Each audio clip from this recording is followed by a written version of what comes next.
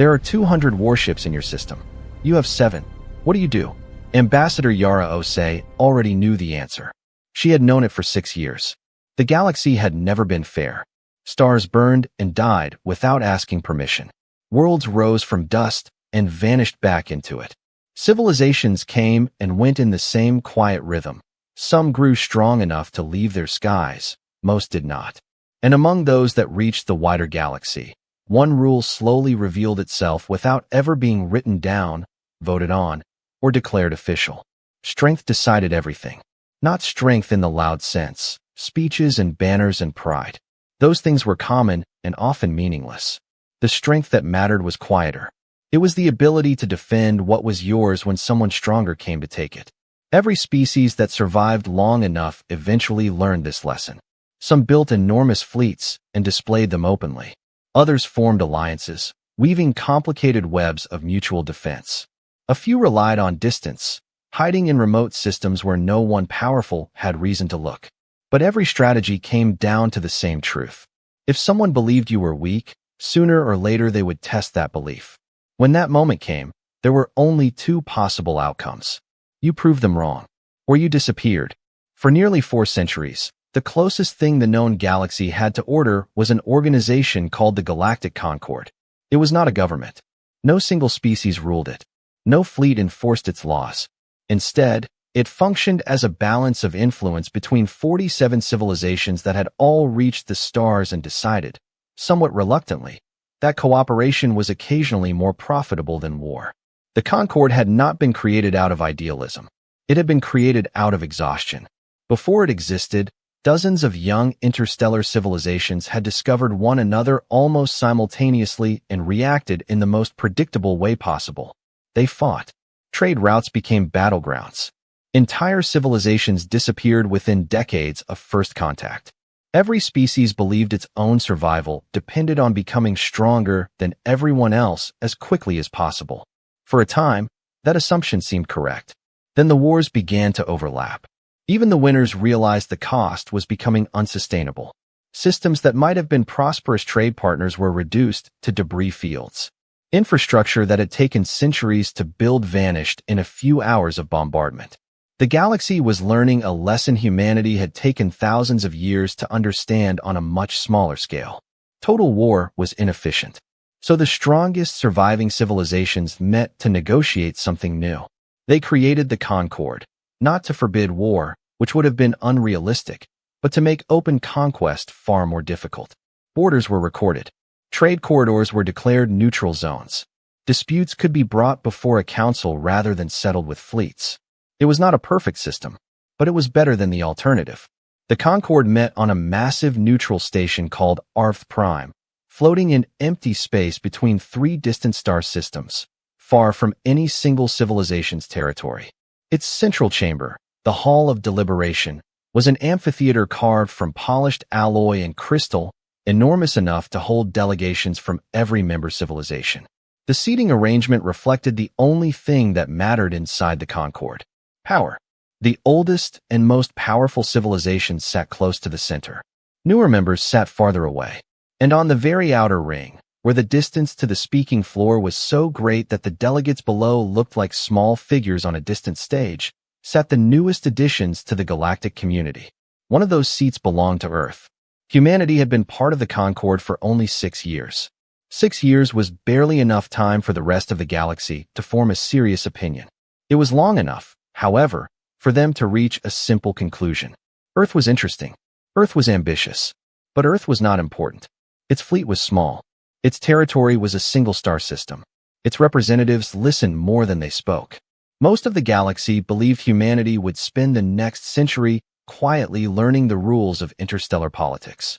Very few believed humans would ever rewrite them. Ambassador Yara Osei had sat in that outer ring seat for 3 of those 6 years. She was a tall woman, gray-haired and unhurried in the way of someone who had made peace with patience long ago.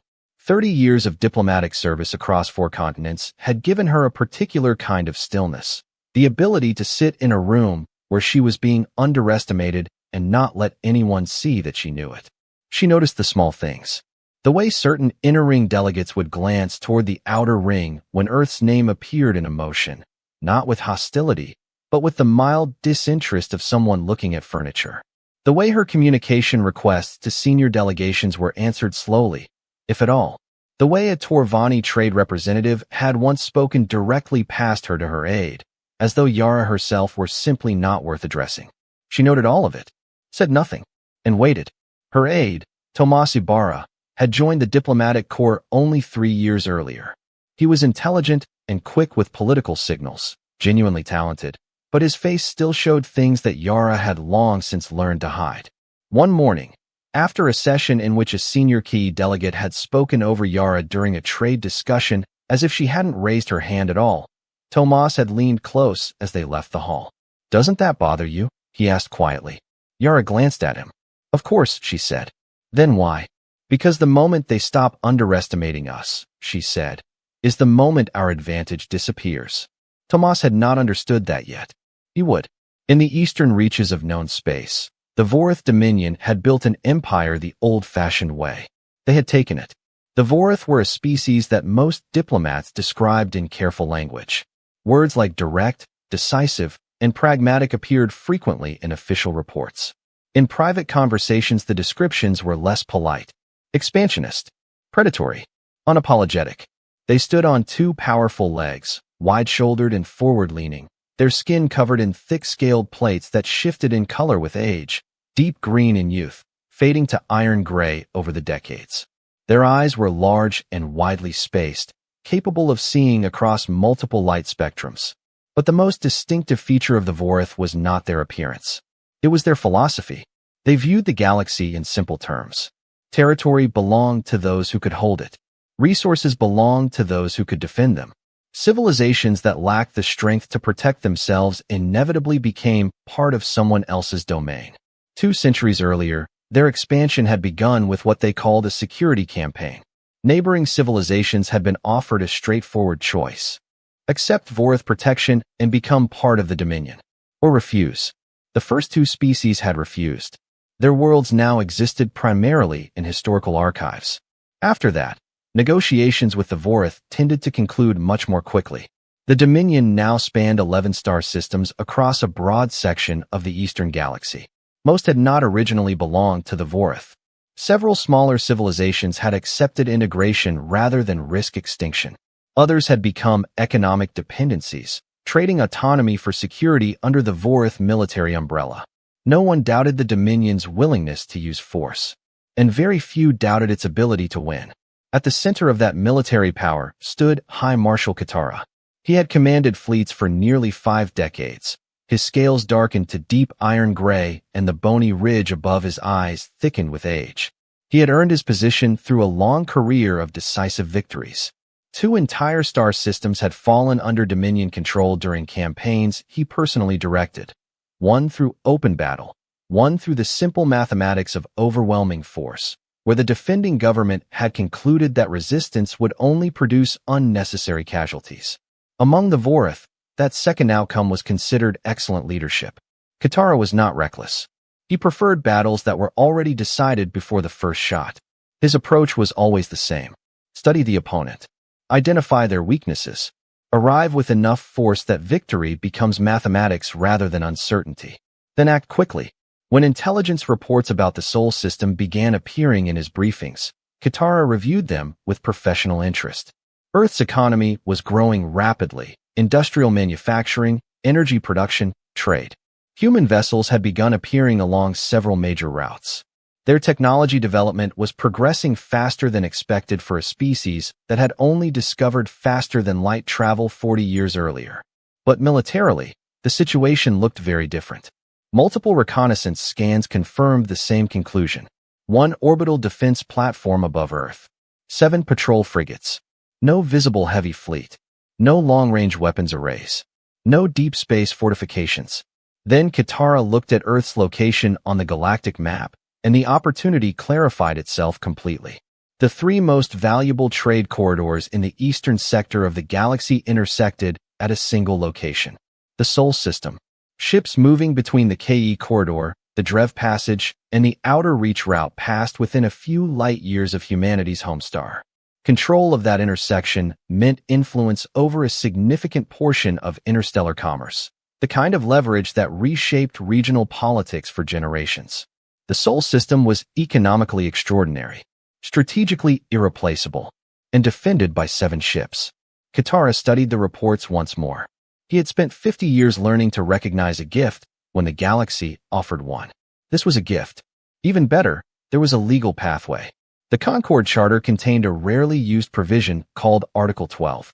It allowed member civilizations to request a review of another member's defensive capability if that system was considered critical to galactic trade stability. If a world could not demonstrate adequate self-defense, the Concord could reclassify it as a non-militarized dependency, placed, in theory, under the protection of a stronger member species. In practice, such worlds became client states. Katara instructed his ambassador, a disciplined diplomat named Drex New York, to file a formal Article 12 review request. The plan was clean. First, raise the issue before the Concord. Present the defense skin data. Frame the discussion as concern for trade security. Then offer Vorith protection. If the humans accepted, the Dominion would gain control of the Sol trade intersection without firing a shot. And if they refused, Katara had 200 warships available for deployment. Either outcome was acceptable. Drex New York understood his instructions perfectly. This was not a diplomatic negotiation. It was the opening move of a conquest. And if everything went according to plan, the rest of the galaxy would watch it happen while calling it procedure. Meanwhile, for months before Drex New York filed his Article 12 motion, the shipyards of the Vorith Dominion had already begun quietly assembling the fleet. Katara preferred to have the mathematics arranged before the argument began. By the time the legal motion reached the Concord floor, 200 warships were already fueled, crewed, and waiting for the order to move.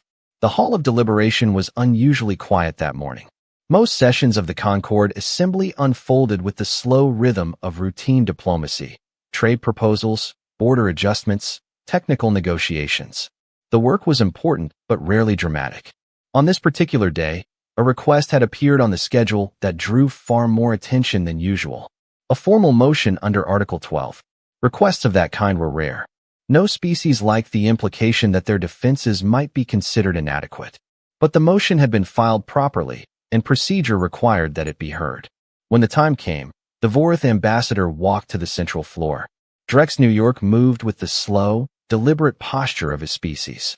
His scales were polished dark beneath the overhead lights, the black and gold formal markings of the Dominion arranged precisely along his collar. He paused at the podium for a moment, scanning the surrounding tiers. 47 civilizations watched him. He activated the display panels. A three-dimensional map of the Eastern Trade Sector appeared above the podium, lines of light representing commercial routes stretching between distant stars. 3 of those lines intersected at a single point. The Sol system. Drex New York spoke in the calm, measured tone of someone presenting technical information rather than political pressure. He explained that the Dominion had recently completed a routine survey of trade corridors in the Eastern Sector. During that survey, his vessels had gathered updated sensor data on systems near key commercial routes. The display shifted. A second projection appeared, an analysis of Earth's known defensive capabilities. 1 orbital defense platform above Earth. 7 patrol-class frigates. No confirmed deep space defense networks. No heavy warships. No long-range deterrent systems. The readout rotated slowly in the air. The Sol system, Drex New York explained, sat at the intersection of 3 trade networks responsible for transporting rare elements, advanced manufacturing components, and energy materials across large portions of the Concord. If instability occurred in such a location, the consequences could ripple across multiple sectors of the galactic economy. Under Article 12, the Concord was obligated to review whether a system occupying such a critical position possessed sufficient defensive capacity. He paused. Given the evidence, the Dominion believed Earth's current defenses might be insufficient.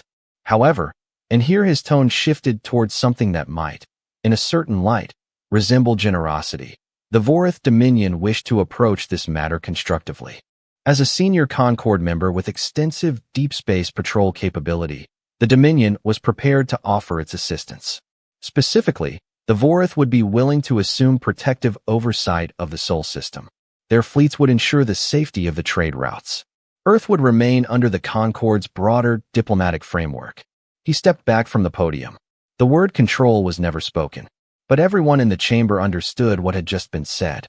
From the inner rings of the chamber, a few delegates exchanged quiet glances. Some were neutral, some looked thoughtful. One senior KE representative, the same one who had spoken past Yara in the trade discussion 3 months earlier, looked almost amused, in the way of someone watching a predictable but competently executed play. It was a very clean maneuver. Legal. Procedural. Backed by data that appeared difficult to dispute. For several seconds, no one spoke. Then, from the outer ring, a chair moved quietly. Ambassador Yara Ose stood. She did not raise her voice. She did not request the floor with any particular urgency. She simply rose, and the chamber gradually turned its attention toward the provisional ring, toward the small delegation from the single-system civilization most of them had not considered seriously in 6 years. When Yara spoke, her voice was calm. Earth appreciated the Dominion's concern for the security of interstellar trade. Her government would review the proposal carefully. According to Concord procedure, Earth was entitled to 30 days before issuing a formal response. She inclined her head slightly toward Drex, New York. Then she returned to her seat. No anger. No alarm. No attempt to challenge the data. Just a brief acknowledgement, a procedural note, and a small, respectful nod. The KE delegate's expression of mild amusement didn't change. The session moved on. In the private corridors of Arth Prime, conversations began almost immediately. Everyone understood what had just happened. The Vorith had made their move. And if Earth refused the offer, the next step would not be another diplomatic motion. When Yara returned to the suite assigned to Earth's delegation, she walked at the same steady pace she always used in the public corridors. Tomas was not managing to do the same. By the time the door closed behind them, the question had already reached his face. He held it together for exactly 3 seconds. Were you expecting that? Yara placed her data pad on the table and sat down. Yes. He blinked. You expected the Dominion to invoke Article 12. Not the exact timing, she said. But the attempt was inevitable. We've been sitting on the most valuable trade intersection in the eastern sector for 6 years. The only question was who would move first. Tomas was quiet for a moment. They think we're defenseless. Yara looked at him steadily. They think what we've allowed them to think. She held his gaze just long enough for that to land. Then she leaned back in her chair. Send a message to Earth. Priority encrypted, full compression. Address it to the Secretary General and the Joint Chiefs simultaneously. Tomas opened his tablet. What should it say? She considered for a moment. 4 words. He waited. They've made their move. The message reached Earth 38 minutes later. It arrived in Geneva, where the headquarters of the United Earth Government overlooked the dark waters of Lake Geneva beneath an early morning sky. The Secretary General read it first. The second recipient read it seconds afterward, in a quieter office in the Joint Strategic Command building where Admiral Eric Vance had been awake for several hours already. Vance read the 4 words once. Then he reached for a different device, one not connected to any public communications network, with no external transmitter and no automatic logging system. The call lasted less than 10 seconds. Observation protocol, Vance said. Then he ended the call. He sat for a moment, looking through the window at the lights of the city below. After 37 years of preparation, the waiting phase was finally over. 3,000 meters beneath the surface of the Pacific Ocean, in one of the deepest and least explored places on Earth, a facility known officially as the Bastion Shipyards received the same signal 2 minutes later. Commander Dara Voss watched the activation message appear on the central display as her transport submersible descended toward the complex. Outside the reinforced viewport, darkness pressed against the glass in every direction. Then the lights of the shipyards appeared below. Even after 6 years of commanding the facility, the sight still impressed her. The Bastion complex stretched across the seafloor like a submerged city, massive dry dock structures anchored directly into the oceanic crust, connected by long corridors of reinforced alloy and pressure-sealed transit tubes. Construction had begun 37 years earlier. Thousands of workers had participated across different sections, each team assigned to projects that appeared isolated from one another. Most believed they were contributing to deep-sea research installations, experimental energy platforms, classified industrial work. Only a few hundred people on Earth had ever seen the complete design. The truth was much larger. Bastion was not a research station. It was a warship factory, and it had already produced 11 capital-class vessels. When Voss stepped into the command level of the complex, activity was already accelerating. Technicians moved quickly between control stations. Power systems that had been running at minimal standby levels began ramping up. On the main display, a sequence of status updates appeared in rapid succession. Crew recall protocols initiated. Deep system assets responding. Asteroid network waking. Voss studied the readouts. Status of the belt contingent? She asked. Her second-in-command, Lieutenant Commander Rin Park, checked his tablet. Activation confirmed, he said. All 14 ships responding. He paused. They've been asleep for a long time. They were built for this, Voss said. They'll be fine. She said it matter-of-factly, but she felt the weight of the moment. 6 years of commanding this facility. 6 years of drill cycles and maintenance checks and systems reviews for ships that were never allowed to move. 6 years of explaining to new crew members why they were maintaining weapons no one was supposed to know about. Now the mathematics were finally going to be tested. 52 million kilometers away, deep within the asteroid belt between Mars and Jupiter, 14 objects slowly came to life. For years they had appeared indistinguishable from the countless rocks drifting through that region of space. Their hulls were coated with composite materials designed to mimic the thermal signatures of natural asteroids. Passive sensor systems had been active throughout, quietly monitoring traffic while the ships themselves remained dormant. Now their reactors began to wake. Dim light crept through corridors that had been dark for months. Environmental systems restarted. Gravity generators hummed softly as they returned to operational status. Petty Officer Lena Cho was the first crew member to reach her station aboard the UEF Indomitable. She had been in standby rotation for 4 months. For months of maintenance shifts and low-gravity drills inside a ship that wasn't allowed to turn on its own lights above 5%. She settled into her post at the Point Defense Coordination Board and began running her startup checklist. Around her, the Dreadnought came alive. The first time she had boarded the Indomitable, 2 years earlier, she had stood in the main corridor for a full minute just trying to understand the scale of the thing. The ship was nearly 4 kilometers long from bow to stern. Its armored hull was layered with materials designed specifically to absorb or deflect high-energy impacts, the result of decades of engineering refinement. Human engineers had spent those decades asking one simple question. If you wanted to build the most survivable warship possible, what would it look like? The Indomitable was one answer. Its mass drivers could accelerate dense tungsten cylinders to a significant fraction of the speed of light. The crew had a saying about those weapons. By the time you see the round coming, the ship it was aimed at no longer exists. Its missile banks could launch hundreds of independent warheads simultaneously, each one guided by its own targeting intelligence. Its point defense network, thousands of micro-turrets coordinated by advanced AI targeting systems, could shred incoming fire faster than most civilization sensors could track. Cho ran her board through the startup sequence and watched the displays come green one by one. For months of waiting, she found she wasn't nervous. She was ready.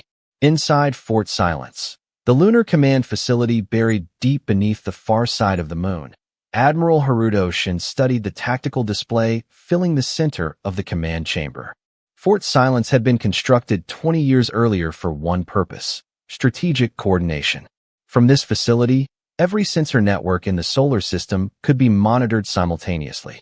Communication with Earth's hidden defense infrastructure flowed through encrypted channels that no external civilization had ever detected. Shin had been involved in designing that system. Before commanding the Belt Contingent, he had served as one of the architects of the Iron Doctrine, the strategic framework that had guided every major military decision Earth made for 37 years. The doctrine was simple. Appear weaker than you are. Let potential enemies believe you are harmless. Encourage them to underestimate you. Then prepare quietly for the moment when they act on that assumption. The 7 frigates orbiting Earth were what the galaxy was meant to see.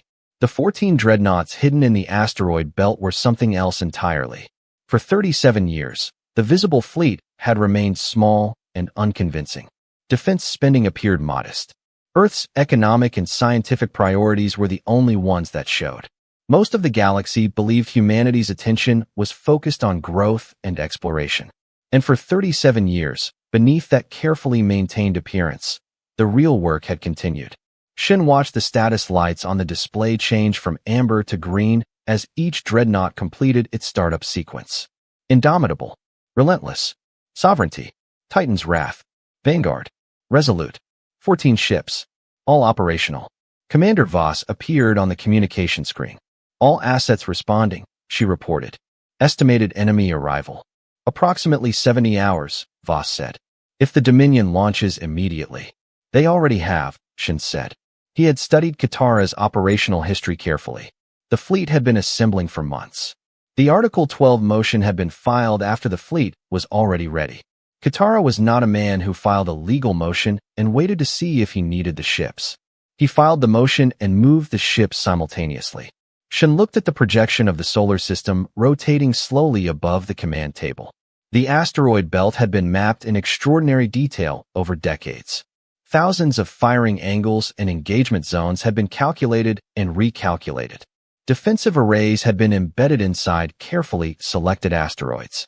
Everything had been designed with a single purpose: to turn the inner solar system into the most dangerous battlefield an invading fleet could possibly enter.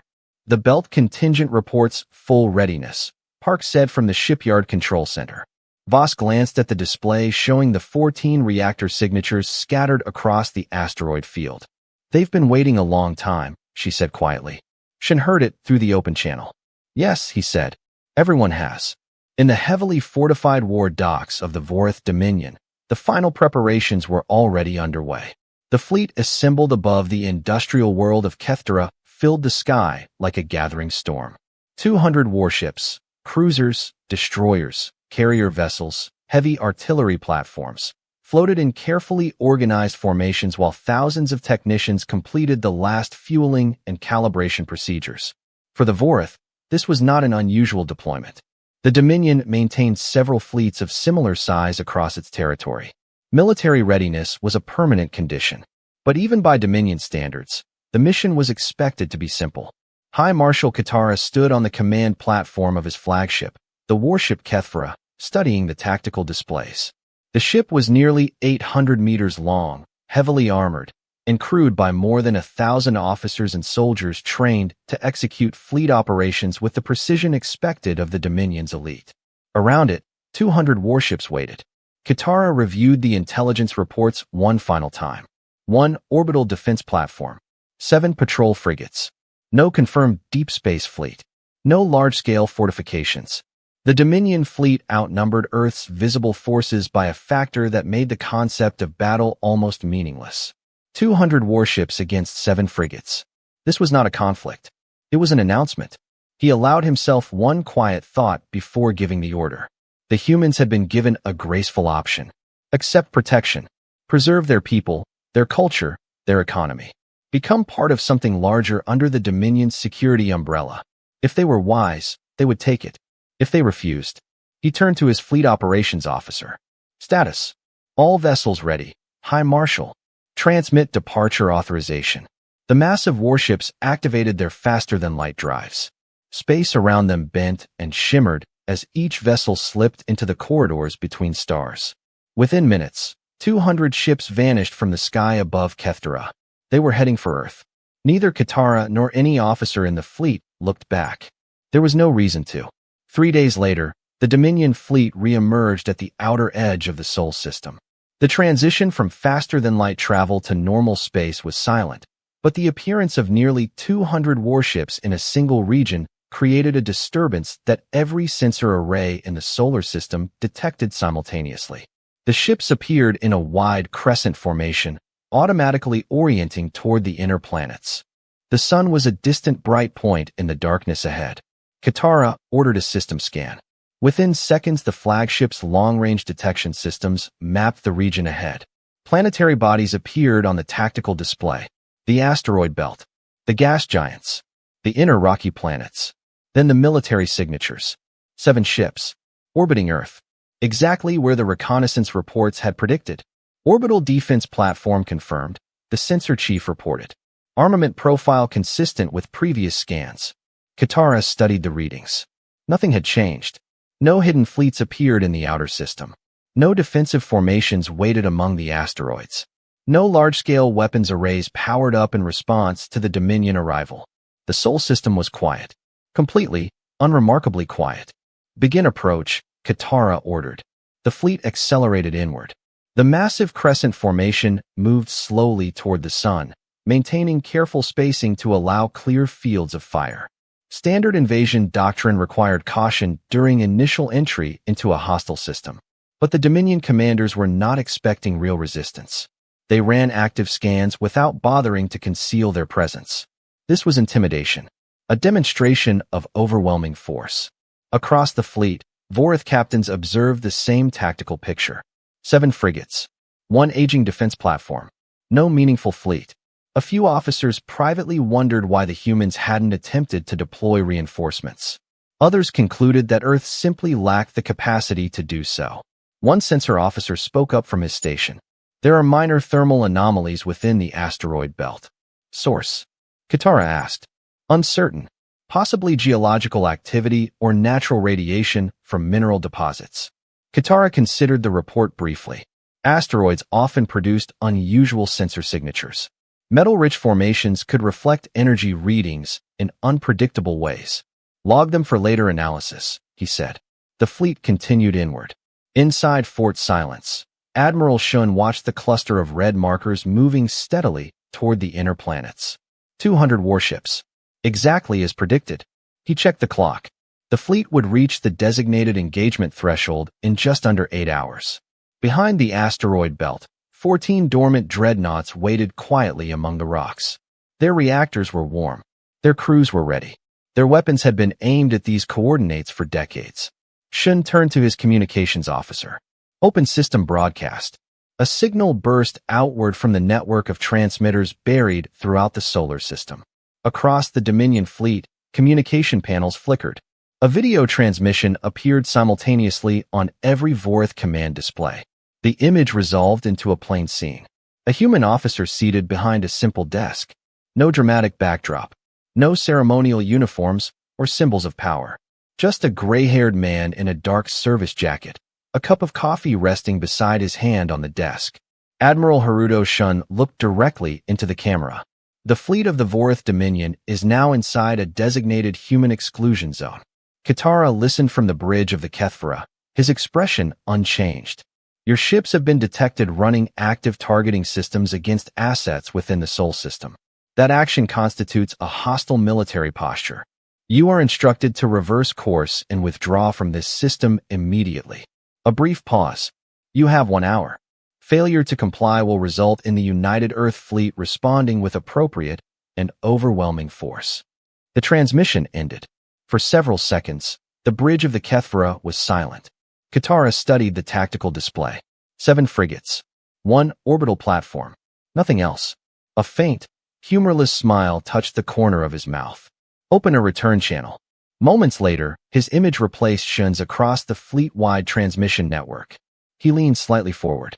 You have presented an ultimatum, he said calmly. Allow me to simplify the response. A pause. Long enough to let the translation systems carry the words clearly across every channel in the Concord network. Kneel. He held the camera for 1 more second. Or burn. The channel closed. Inside Fort Silence, Shun watched the transmission end. For a brief moment, he said nothing. Then he picked up his coffee cup and took a slow sip. He set the cup back on the desk. Then he looked toward his tactical officer. Bring them up. The asteroid belt had always looked chaotic from a distance. Billions of rocks, dust clouds, and fragments of metal drifting slowly between Mars and Jupiter. To most civilizations in the galaxy, such regions were little more than navigation hazards, places ships crossed carefully but rarely used for anything important. The Vorath Dominion had treated it the same way. That assumption lasted exactly 90 seconds after Shun gave the order. Across the belt, 14 enormous shapes emerged from the darkness. The asteroids that had appeared completely inert moments earlier suddenly flared with reactor light. Vast armored hulls shifted free of their rocky disguises as camouflage plates separated and drifted away. On every Vorith tactical display, new contacts appeared simultaneously. 14. Each one enormous. Each one radiating energy signatures far beyond anything the Dominion had ever encountered in a capital-class warship. The sensor chief on the bridge of the Kethphra stared at his readings. High Marshal, 14 contacts, capital scale. Katara stepped forward. How large? The officer hesitated. 3 to 5 kilometers, each. For the first time since entering the Sol system, the bridge of the flagship fell completely silent. Aboard the UEF Indomitable, Petty Officer Cho watched the tactical display transform as the dreadnoughts revealed themselves one after another. She felt the vibration change in the deck plating beneath her feet as the ship's reactors surged from warm standby to full combat power. The sound was different from anything she had experienced in drills, deeper, more purposeful, like something enormous waking up and meaning it. Her point defense board lit green across the full array. All systems nominal, she reported. Good, said the officer behind her. Keep them that way. 2 dreadnoughts had been positioned deeper inside the asteroid belt than the others. The UEF Sovereignty and the UEF Relentless. For hours they had remained completely silent inside narrow channels between clusters of massive asteroids. Their firing solutions had been calculated years earlier and adjusted continuously as orbital movements shifted the rocks around them. Now the Dominion fleet was sliding directly into that corridor. When the Sovereignty and the Relentless fired, the effect was immediate. Mass driver rounds launched from both ships simultaneously. Dense tungsten cylinders accelerated to a significant fraction of the speed of light. No explosive warhead was necessary. At that velocity, simple mass became a force more destructive than most energy weapons. The projectiles crossed the engagement distance in seconds. The first Vorith cruiser in the corridor vanished almost without drama. One moment it was there. The next it was a rapidly expanding cloud of superheated debris. The physics were so extreme that the ship had no time to register damage before it simply ceased to exist. 2 destroyers behind it suffered similar fates moments later. More rounds followed. The corridor between the 2 dreadnoughts became a narrow tunnel of destruction. Ships caught inside it had almost no time to react.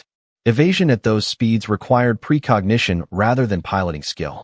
6 minutes after the first shot, 41 Dominion vessels had been destroyed.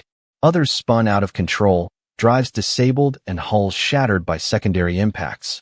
The Vorith formation collapsed into confusion. Katara reacted quickly. Break formation. Expand the crescent. The Dominion fleet began spreading outward, attempting to widen its firing arcs and prevent further ambushes from the belt. It was the correct tactical response. It was exactly what Shun had predicted. Behind the dreadnoughts, 18 smaller ships accelerated out of the asteroid field. Cruisers and heavy frigates, fast vessels designed for maneuver warfare. Their orders were simple. Be seen. Broadcast large electronic signatures. Move quickly toward the outer edge of the belt. The Dominion captains responded instinctively. Fast-moving contacts approaching from broken terrain triggered standard interception protocols.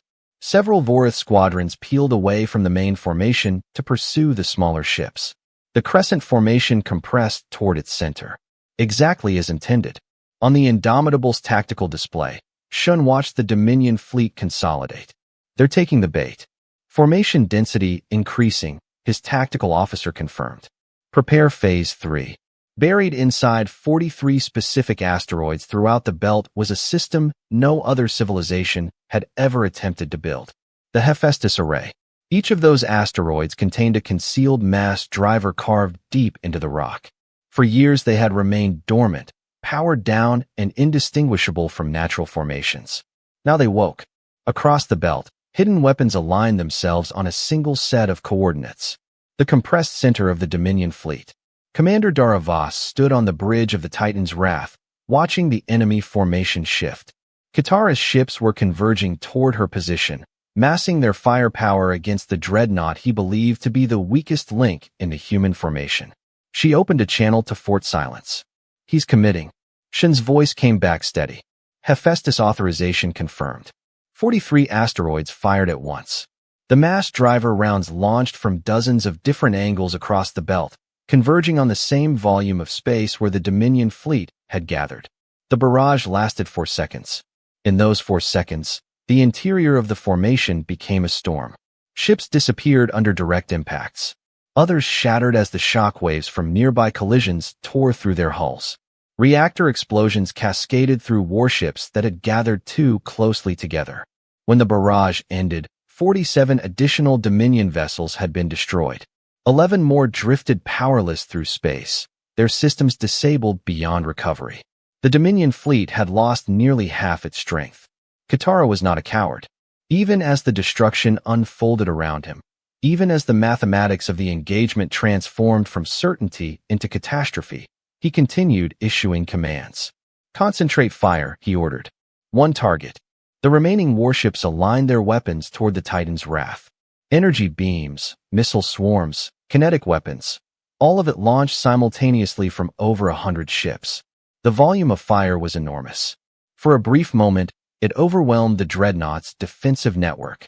18 direct impacts struck the Titan's wrath within 3 seconds. Across the Dominion fleet, something flickered. Not hope exactly, but the instinct to keep fighting. Then the Dreadnought emerged from the explosion cloud. Scorched. Damaged.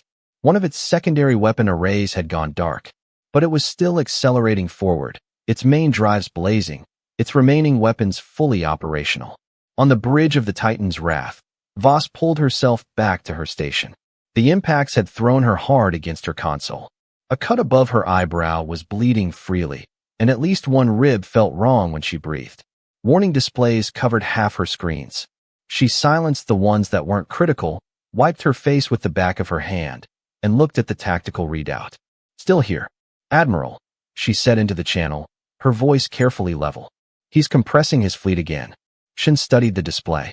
The remaining Dominion ships were pulling closer together, concentrating their strength in a desperate last attempt. Directly into the final prepared position, he looked at his tactical officer. "Execute." The Dreadnought formation shifted. 14 massive ships moved through the asteroid field, surrounding the damaged and disorganized Dominion fleet from multiple directions. Mass drivers fired. Missiles filled the space between the formations. Point defense systems shredded incoming fire before it could reach its targets. The outcome became unavoidable. Katara understood. He had not entered a battle. He had walked his fleet into a battlefield designed specifically to destroy it. The trap had not been set when the Dreadnoughts appeared. It had been set 37 years ago, when the first asteroid was hollowed out and the first firing solution was calculated. Every movement his fleet had made since crossing the threshold had followed a script written before he was even aware this system existed. 140 Dominion ships had been lost. 62 remained. None of them could win this fight. He opened a fleet-wide channel. Full withdrawal. No attempt to disguise the order. No elaboration. The surviving Vorith ships turned away from the asteroid belt and accelerated toward open space. Behind them, the 14 Dreadnoughts of the United Earth Fleet remained motionless among the rocks. Watching. Waiting. Letting the remnants of an empire flee the trap that had taken 37 years to build. 3 weeks after the Battle of Seoul, the Galactic Concord convened the largest emergency session in its history. Arf Prime had hosted thousands of diplomatic meetings across 4 centuries, but never one quite like this. Every seat in the Hall of Deliberation was filled. Delegates who rarely attended floor sessions had traveled across dozens of light years to be present. Observation galleries normally reserved for analysts and historians were open to accommodate additional representatives from minor member worlds. Everyone in the galaxy wanted to see what happened next. Because for the first time in generations, the balance of power inside the Concord had shifted overnight. The meeting began with the Vorith Dominion. High Marshal Katara did not appear in person. The Dominion sent a legal representative named Tafrail, a seasoned diplomat known for handling difficult negotiations. He stood at the podium with the composed posture of someone who understood that every eye in the chamber was watching him. The Dominion's official statement was delivered calmly. The incursion into the Sol system, he explained, had been conducted under the legal framework of Article 12. The Vorith fleet had intended to enforce protective oversight in order to secure vital trade routes. Unfortunately, the situation had escalated. The Dominion regretted the loss of life on both sides and was prepared to discuss a formal ceasefire arrangement along with reasonable compensation terms. For a moment, the chamber was silent. Then a low wave of reaction spread through the hall. It was not quite laughter. It was not quite outrage. But it was unmistakably disbelief. The sound of several dozen civilizations simultaneously processing the same thought. The moderator called for order. Then she turned toward the outer ring. Ambassador Yara Osei of Earth has requested the floor. In the suite assigned to Earth's delegation, Yara had spent the previous evening preparing, not reviewing arguments, not rehearsing language, just sitting quietly with a cup of tea, going through the documents one final time, letting the weight of the moment settle somewhere she could carry it without it showing. Tomas had found her there around midnight.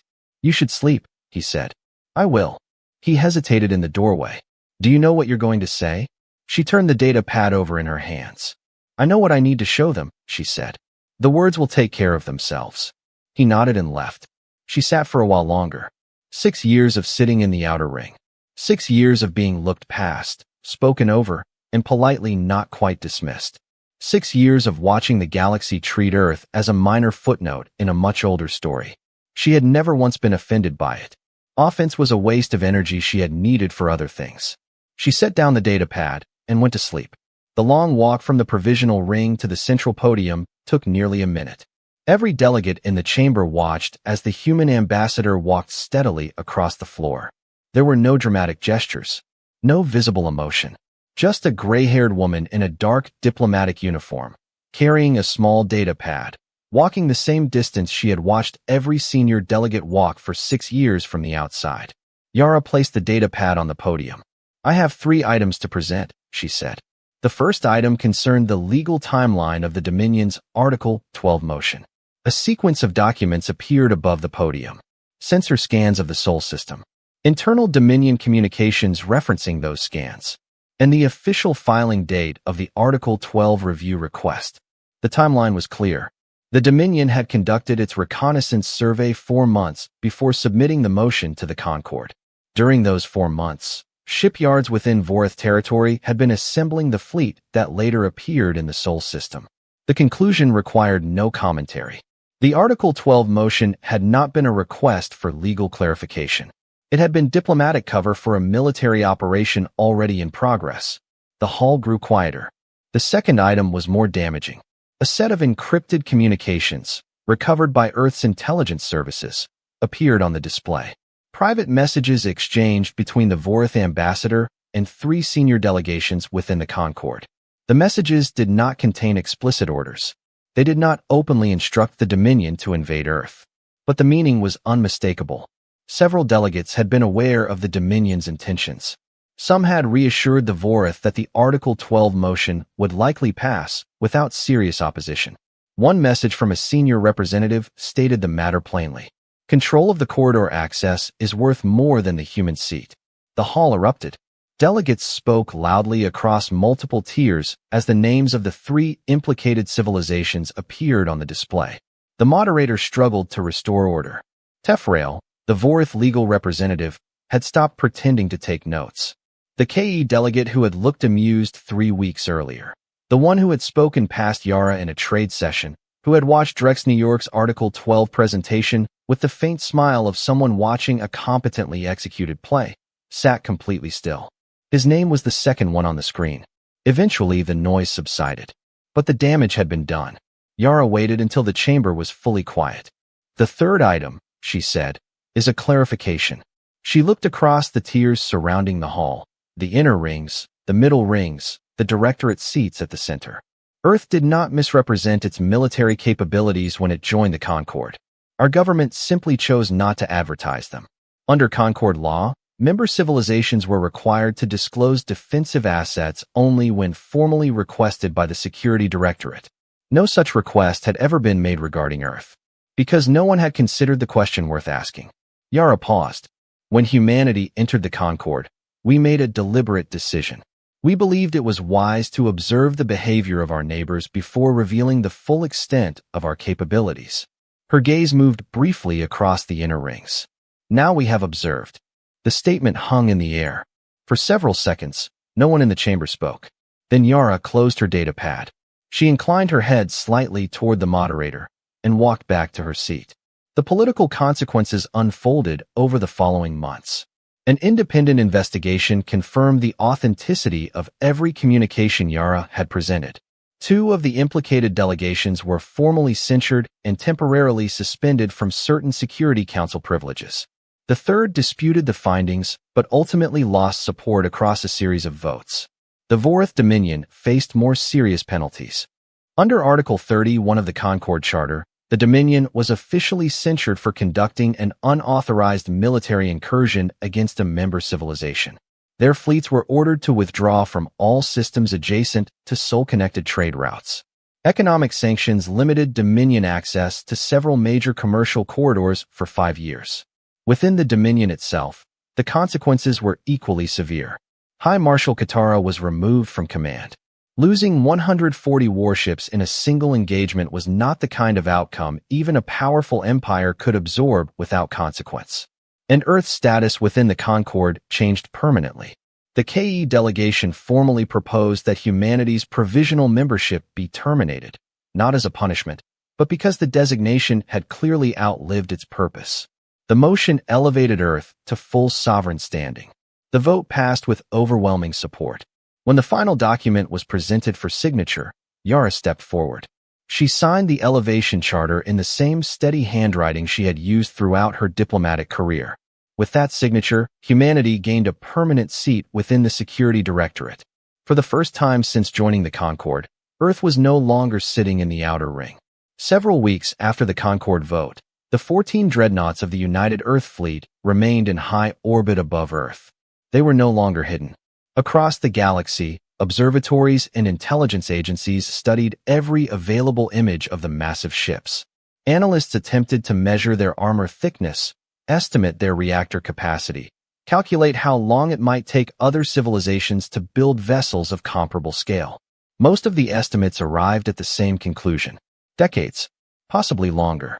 Inside the UEF Indomitable, Admiral Haruto Shin stood on the observation deck looking down at the planet below.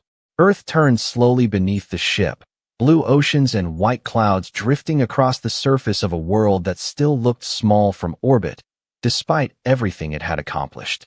Footsteps sounded behind him. Petty Officer Lena Cho stopped a respectful distance away. She had asked her station chief for permission to speak with the Admiral, which she had been told was unusual, but the chief had let her go anyway. She had been trying to understand something since the battle ended. "Sir," she said. Shin glanced back. "Yes." She looked out at the other dreadnoughts stationed nearby. "I wanted to ask something." "Go ahead. Now that everyone knows what we have." She paused. "What happens next?" Shun considered the question. He had already thought about it many times. The galaxy would change. Some civilizations would seek alliances, genuine ones, built on something other than assumption. Others would begin their own secret military programs. Trade relationships would shift. Political negotiations would become more careful. Power always reshaped the behavior of those around it. The simplest answer, though, was also the most accurate. He looked back toward Earth. "For a long time," he said quietly, "the galaxy believed humanity was weak." He paused. "Now they know that isn't true."